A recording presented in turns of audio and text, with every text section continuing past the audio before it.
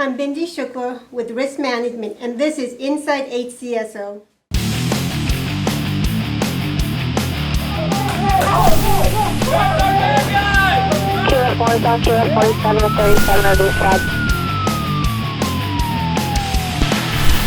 SO1, we've got him. 10-15 times 1, stand by. 378205846.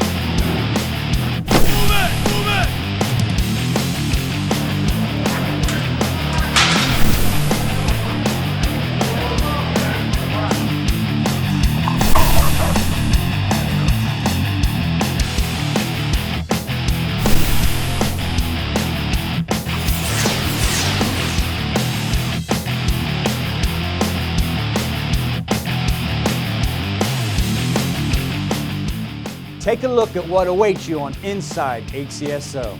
K-9 Carlo and patrol deputies close the net around a robber. Deputies put the kibosh on a pair of busy house burglars. And cyclists go on a roll in Seffner to honor our fallen deputies. Hello and welcome. I'm Captain Chad Chronister. Exclusive and insightful stories are just ahead. We hope you enjoyed this unique perspective on the Hillsborough County Sheriff's Office. Let's get to it. Let's go inside HCSO. A woman with too many bills and a plan grabs her husband's pellet pistol, stretches a pair of pantyhose over her head, and robs a convenience store. For sure, she didn't count on the outstanding efforts of K-9 Carlo and the deputies of Patrol District 4. Take a look. We were called to a robbery of a business with a firearm down at Highway 301 in Crickle. Patrol units had a perimeter already set up in the area. And as I was arriving, units advised that this was a white female that had committed the robbery and gave a good description of her clothing. A deputy advised on the radio he noticed shortly, a few hundred yards north of the scene, a female exited the wooded area looking suspicious. At that time, I deployed K-9 Carlo where the suspect was last seen fleeing on the north side of the store. And he immediately picked up a track and went behind the store. Carlo showed a change of behavior towards some bushes to my right as we were coming up to the end of the complex, and I took a glance down and there were some dollar bills and other currency dropped on the ground by the suspect. Carlo turned kind of northeast and we tracked around the edge of the woods going towards Highway 301. He immediately took a hard left and cut into the woods and started to search around the woods and came up to a small bag filled with clothing which matched identical to the description of the suspect they gave. We came out of the wooded area and tracked right up to a black Kia parked at Brandon Circle on the corner of Brandon Circle and Highway 301. That earlier female I mentioned earlier, she actually was the owner of that vehicle. Lo and behold, minutes later, after good interviews by the patrol deputies, she admitted to the offense, and we responded back into where the clothing was located. And other assisting deputies and myself were able to locate the firearm and the cash taken from the scene at a short distance area around from where the clothing was found. Two burglars with a penchant for guns and jewelry wreak havoc in eastern Hillsborough. Determined and relentless, deputies tracked them to an East Tampa motel. It was the end of the road for these thieves. Here's more. This is kind of a crime spree that went on for most of this year. But on about April 29th, deputies arrested Matthew Donovan and Stephen Alcantara in connection with 6 residential burglaries within the county and 4 within the city that took place over a course of about 4 months. What's interesting, they were perpetrating these burglaries by kicking in the doors.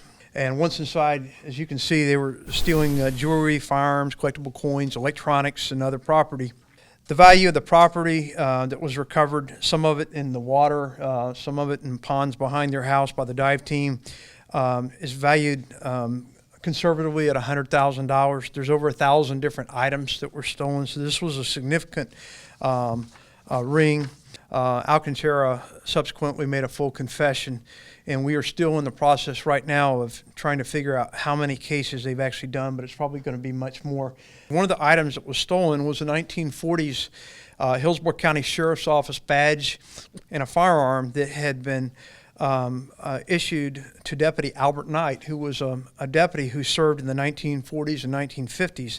His son's house, Stephen, who was behind me, was broken into. He was the victim of one of the burglaries, and The detectives who were involved in this with their own money had the shadow box redone and they wanted to present Mr. Knight back with his property and with a display case, and this was his father's watch, his firearm that he carried, and his 2 badges that were from the late 1940s.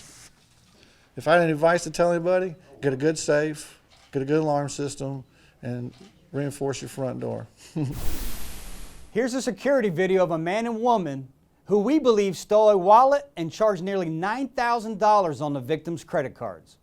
The victim was shopping at a TJ Maxx in Town and Country when someone swiped her wallet that was in a purse and was sitting in her shopping cart. Within an hour of the theft, her credit cards were used at a Best Buy in Tampa and a Louis Vuitton store at International Plaza. The security video at Louis Vuitton shows the suspects walking into the store and using the victim's credit card and driver's license as identification. The male suspect wore a beanie and glasses, and the female wore a sweater, a scarf, and skinny jeans. Let us know if you have any information on these thieves.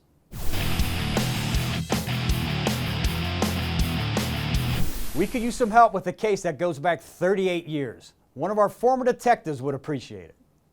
Currently, I'm working on a cold case, fugitive case involving a very old shooting of a Hillsborough County Sheriff's Detective, Earl D'Avenon.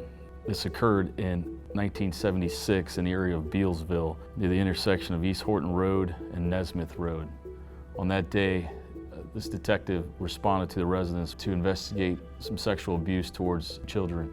The suspect in this case advised his young daughter to go to the truck and retrieve a bag. She full well knew that inside that bag was a gun.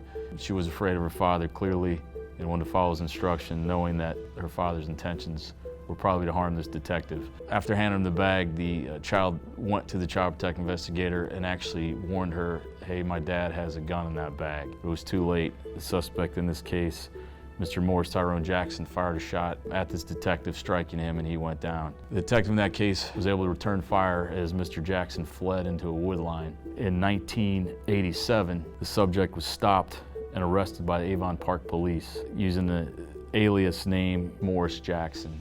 Since this incident, the subject has been observed or possibly observed in several parts of Florida, including Ocala, and we have one person saying that he was in the Tampa area in the last 20 years. My theory on how he's eluded capture is by the protection of possibly by his family and associates. We have leads that he perhaps was in Fayetteville, North Carolina with some of his relatives, and even back in the Bealsville area.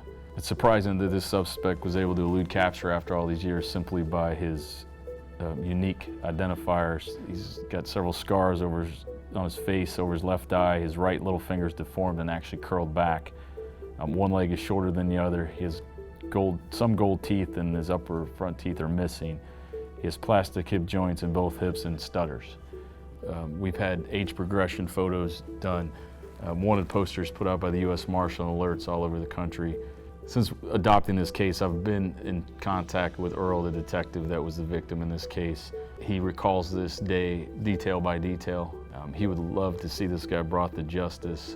At this point, we'd like to appeal to the public and especially the family of the suspect in this case if they do know his whereabouts. We do not know if this suspect is alive at this time. We would like some closure, but I will remind the public that we will not give up attempting to locate him.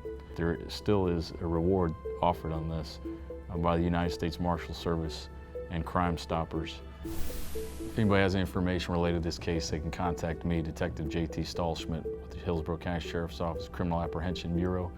My phone number is 813-247-0746, or you can call the Sheriff's Office main number at 813-247-8000.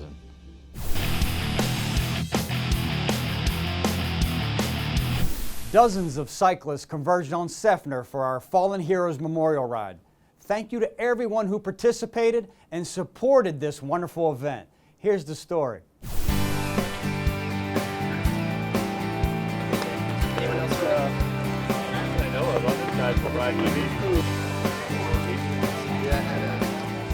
Today we're having the first Sheriff's Office Fallen Heroes Memorial Ride.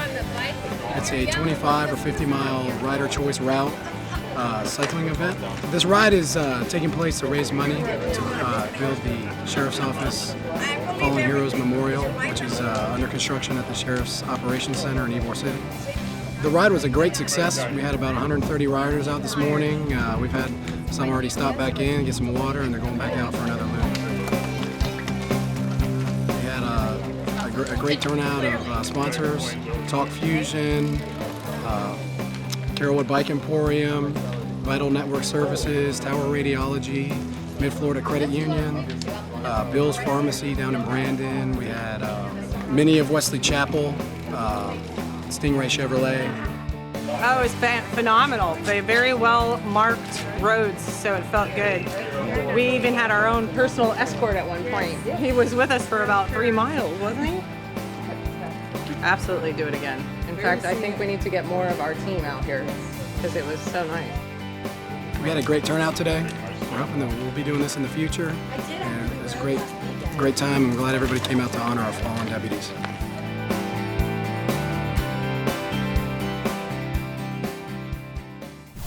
That'll do it for our latest episode.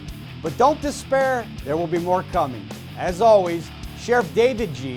and all of us here want to express our gratitude to all of you who watch our show and support your Sheriff's Office. So until the next episode, you can always keep up with us on Facebook and on Twitter. Check this out. Some well-deserved kudos were extended to our reserve deputies who gathered for a meeting and a surprise announcement. They learned each was receiving a presidential proclamation for their volunteer service. We appreciate and applaud our reserve deputies who give of their time to help serve and protect. Congratulations and well done, reserves. Make sure you check back soon for another Inside HCSO. Until then, stay safe, Hillsborough County.